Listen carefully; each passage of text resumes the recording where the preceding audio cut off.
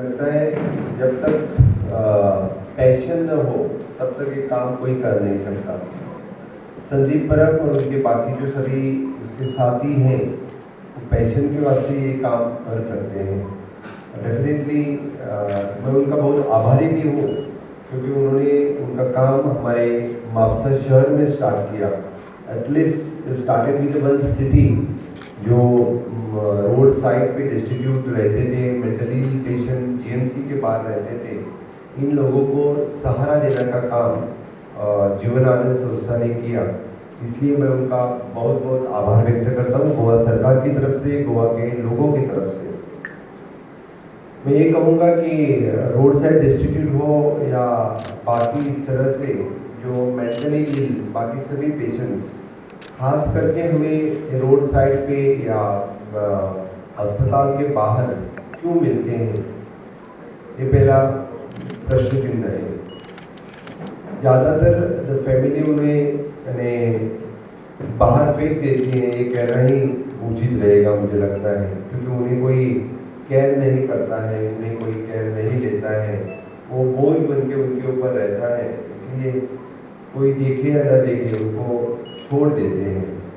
एक तो mentally ill ज़्यादातर पेशेंट्स हैं, बाकी जो एजेड हैं उनसे जो कोई काम नहीं होता है।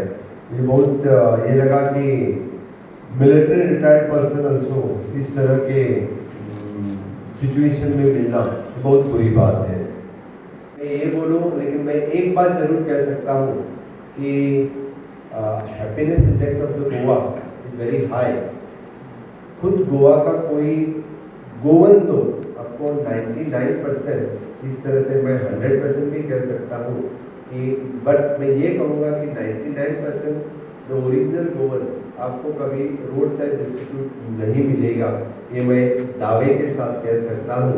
लेकिन पूरे देश भर के जो कोई है उनके लिए काम करना हमारा परम कर्तव्य है और उनके लिए भी हम काम करते रहेंगे। 2000 पीपल्स हमारे जो ओल्ड एजेड होम है उनमें हम उनकी चिंता कर रहे हैं, उनकी हम केयर कर रहे हैं।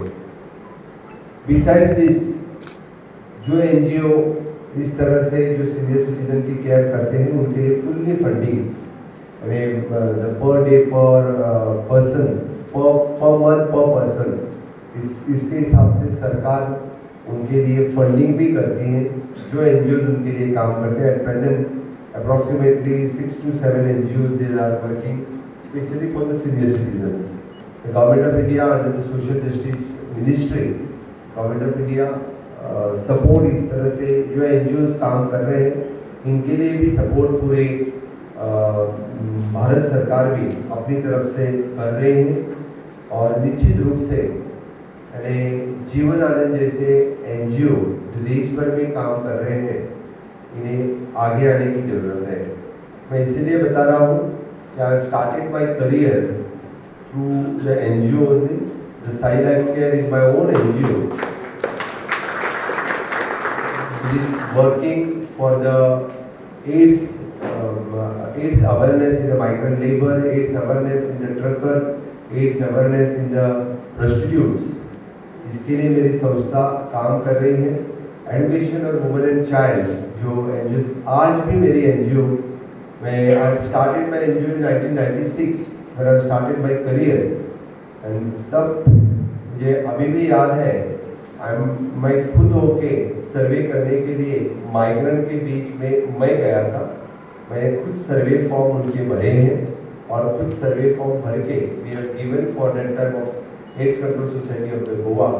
Then the National AIDS Control Society have sanctioned us the project, and from the 97 till date मेरे एनजीओ का प्रोजेक्ट चल रहा है। अभी भी मैं तो 2012 के बाद कभी एनजीओ के ऑफिस में हार्डली एक बार जा सका 10 साल में, लेकिन फिर भी मैं वहाँ न रहते हुए भी मेरा एनजीओ का काम आज भी उसी तरह से चल रहा है। जब मैं खुद एनजीओ का काम देखता था तब से लेकर आज भी मैं all boys and girls who are looking after my project